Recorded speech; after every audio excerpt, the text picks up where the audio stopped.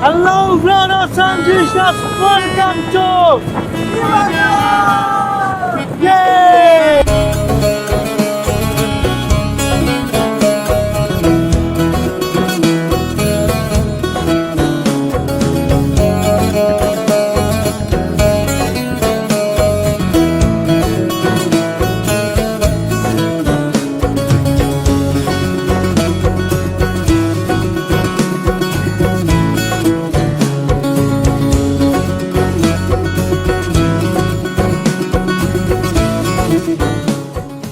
Welcome again two Sreemangal blog.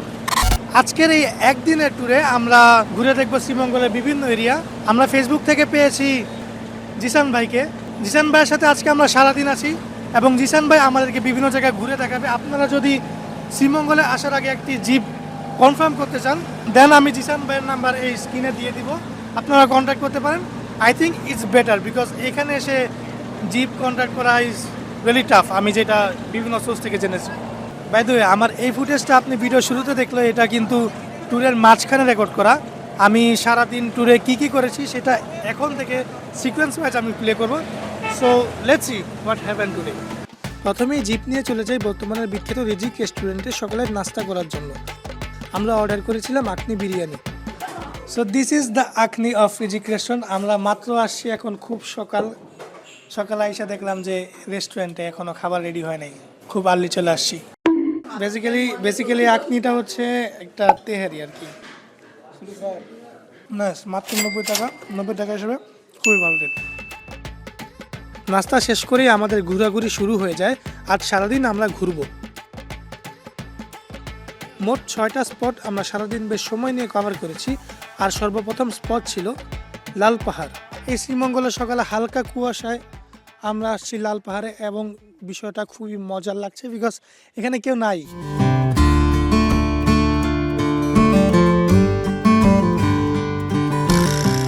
এটা লাল পাহাড়? I don't no, তোমরা একটু কমেন্ট করে জানো এটা লাল পাহাড় কিনা।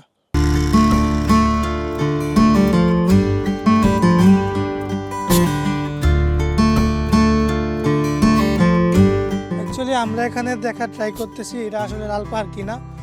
যদি পাহাড়ের কালার লাল পাই অ্যাটলিস্ট দেন আমি মনকে শান্তি দিতে পারবো যে হয়তো এটা লাল পাহাড়। সামনে যত যাচ্ছি পাহাড়ের কালার আস্তে আস্তে মাটির কালার লাল হচ্ছে, বাট পাহাড় লাল হলো লাভ কি? যাও তো রাস্তা পাই না, সব তো পানি দিয়ে ভরা। কিরে সব পানি দিয়ে ভরা না? কি না? হ্যাঁ তুই যা লাভ দিয়ে বেটা, পর্যটক আমরা পর্যটক, আমরা কেন সাফার করবো? তোর কি মনে হয় ওইখানে যে 3 জন তারা আছে ওইখানে যে 2 জন মেয়ে আছে ওরা লাভ দিবে? বাট আমার ফ্রেন্ড নদীতে পাথর রেখে রাস্তা বানিয়ে ওই পারে পাহাড়ে উঠেছে। আর ফেরত আসার সময় এই হচ্ছে ওই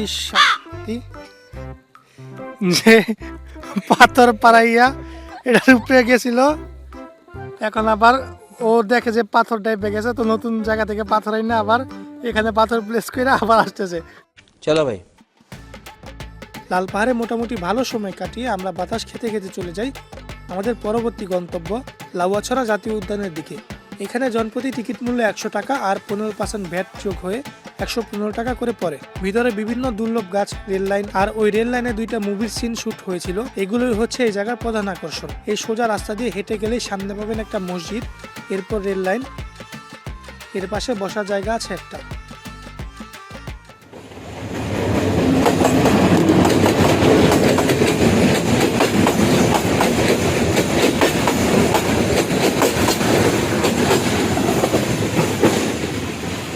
ট্রেন চলে যাওয়ার পর আমরা এভাবে হাঁটাহাঁটি করেছি, বানর দেখেছি, কাছে যাওয়ার চেষ্টা করেছি আর একটু কাছে যাওয়ার চেষ্টা করেছি যা সে একদমই পছন্দ করেনি।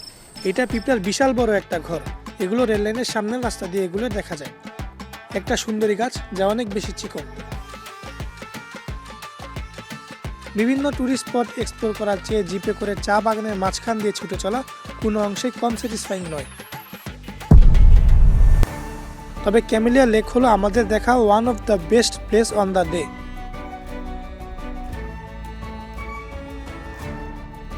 কারণ এখানে পাবেন লেকের পাশে বসে থাকার মতো জায়গা আর চা বাগানের টিলার ভিউ।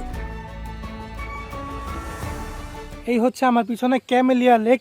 এইখানে এত জোস এনভায়রনমেন্ট, লেকের পাশে বসে থাকার জায়গা থাকে। এই জায়গা পায় আমার দুইটা ফ্রেন্ড লেকের পাশে বসে রয়েছে, একজন হাঁটতেছে আর আমরা দুজন ছবি তুলতেছি। মানে basically most of the person ওরা শান্তি খুঁজতেছে এখন ছবি তুলে বাদ দিয়া। আর যেহেতু আমি কন্টেন্টের জন্য আসছি, so why not I click photos and videos. এখন ওর একটা ভিডিও করা হবে, ও খুবই ক্লাসি ওয়েতে হেঁটে যাবে পাহাড়ের দিকে, তারপর খুবই খারাপ লাগবে।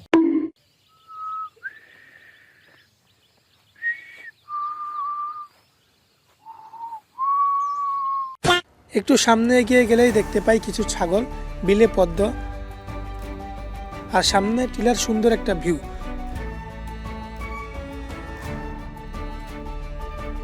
যদিও এই জায়গা সর্বসাধারণের প্রবেশ নিষেধ, তবে আপনাদের জিপ ড্রাইভার হেল্প করলে প্রবেশ করা যাবে। এরপর আমাদের নেক্সট গন্তব্য একটা গোল্ড ফিল্ড। জিপ থামিয়ে বেশ খানিকটা জায়গা হেঁটে যেতে হয়। আমরা এখন একটা গোল্ড ফিল্ডের উদ্দেশ্যে যাতায়াত করছি।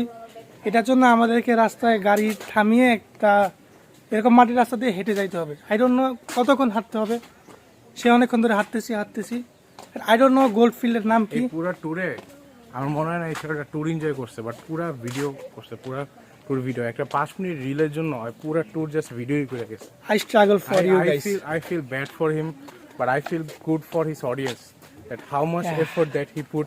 নিজের টাকা পুরো তোমাদের জন্য ভিডিও করতেছি। Give me a Thums up. Not only নিজের টাকা, নিজের ফ্রেন্ডের টাকা also. তুমি তো এনজয় করতেছো, right? And finally we are here.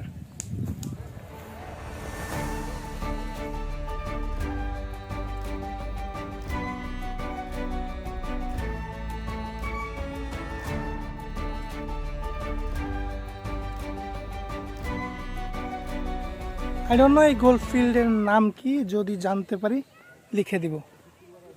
But খুবই খোলামেলা, গোল্ড ফিল্ড খোলামেলা হয়, that's why it is beautiful. But the problem is what you know, এখানে খুবই রোদ, খুবই গরম। আমি দুপুরের মাঝখানে আসছি, দ্যাটস ওয়াই এখানে টিকা যাইতেছে না। এরকম ছায়ায়, গাছের ছায়ায় হয়তো কিছুক্ষণ বসে থাকতে পারে, বাট মন চাইতেছে না। So let's get back. সারাদিন অনেক ঘোরাঘুরির পর দুপুর শুরু না হতেই সেই লেভেলের ক্ষুধা লেগে যায়। তাই আমাদের জিপ ড্রাইভার জিশান ভাইয়ের সাজেশনে এইখানে আসি। জায়গাটা আসলেই অদ্ভুত, ছোটোখাটো রেস্টুরেন্ট, সাজানো গোছানো। আমরা নিয়েছিলাম ভাত, বেগুন ভর্তা, আলু ভর্তা, হাঁস এবং ডাল। এক্সট্রা ভাত আর পানি সহ 5 জনের মোট 1530 টাকা বিল এসেছে। আর এই দামে এই খাবার পেয়ে জিসান ভাইকে যে কতবার ধন্যবাদ জানাইছি হিসাব নেই। আমি পার্সোনাল এক্সপিরিয়েন্স থেকে এই জায়গাটা লাঞ্চে রেকমেন্ড করব। এটা ওই গোল্ডফিল্ড রোডেই পাবেন। লাঞ্চ করে ভরা পেটে চলে এসেছিলাম মাধবপুর টি এস্টেটে মাধবপুর লেক দেখার আশায়।